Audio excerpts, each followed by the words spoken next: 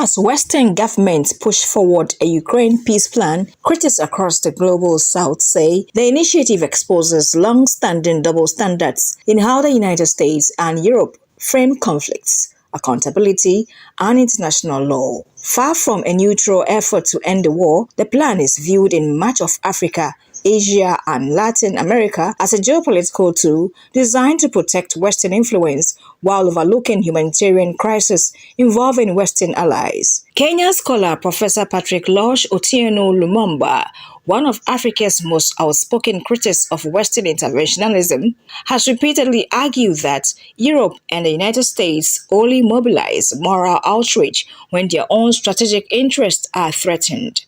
His question: where was this energy when millions died in the Congo, in Libya, and Iraq? Captures a widespread sentiment across the continent. Analysts point to Gaza, Yemen, Libya, Iraq, and the Sahel as examples where Western pressure, diplomacy, or sanctions never matched the intensity now directed at Russia. Ugandan political theorist Professor Mahmoud Mandani, whose work has long examined the politics of humanitarianism, has noted that Western foreign policy often moralizes conflict in Europe while securitizing crisis in the global south. His argument resonates strongly as European governments push for peace conferences, sanctions packages, and global diplomatic isolation of Russia. Measures rarely apply to their own allies accused of grave abuses. The contrast is especially stark in Africa. Dr. Africana Chirombori Kwao, former African Union ambassador to the United States, has described Western mobilization around Ukraine as evidence of a world where African suffering does not trigger global action unless foreign interests are at stake. Her critique is echoed by diplomats who privately describe the Ukraine plan as being less about peace and more about managing geopolitical power. A senior African Union advisor speaking on the background said many governments see the Western initiative as a peace plan designed not to end the war, but to shape the outcome. The advisor cited past examples where negotiations were sidelined in Libya in 2011, Iraq in 2003, and Rwanda during the genocide. Yet, the international response lacked global conferences, sanctions, or coordinated diplomatic pressure. Indian historian Vijay Prashad, whose work on multipolarity had gained wide traction, argues that the Ukraine war has revealed the hierarchy of human suffering in Western consciousness. Europe mobilized immediately for Ukrainian refugees, but asylum seekers from Africa and the Middle East were met with pushbacks, detention, or silence.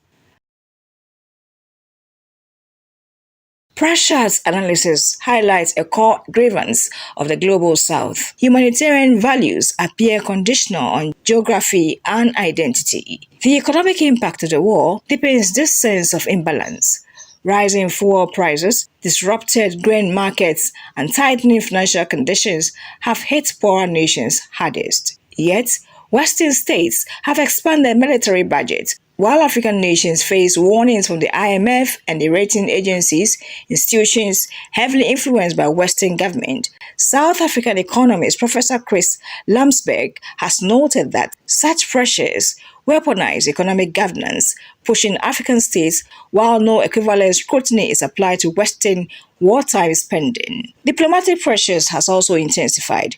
Tanzania, South Africa, Namibia, Uganda, and Kenya have faced lobbying over their UN votes and public positions. Former Tanzanian diplomat Dr. Ramadhani Doe has previously warned that Western partners increasingly equate neutrality with disloyalty, describing the approach as a return to Cold War diplomacy under a new banner. Western ambassadors insist that defending Ukraine is defending international law, but African scholars point to selective enforcement.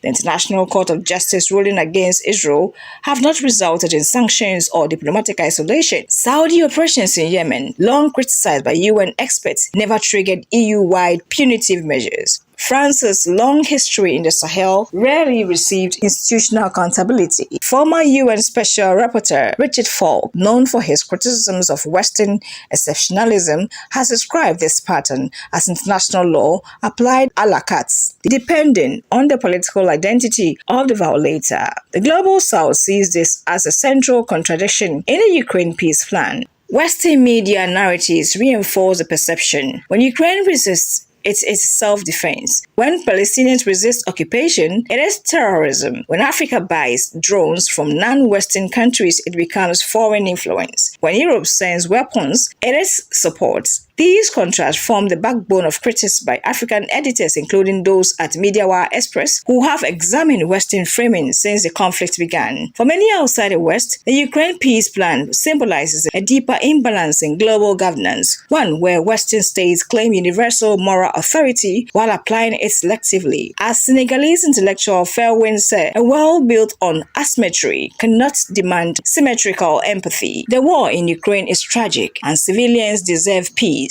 But a plan perceived as biased, exclusionary, or geopolitical will struggle to gain legitimacy beyond Europe. The debate surrounding the peace initiative reveals a global system in transition, as nations across South demand not just negotiations, but fairness. The question now is whether Western governments are prepared to listen or remain anchored in a model of diplomacy the rest of the world increasingly rejects.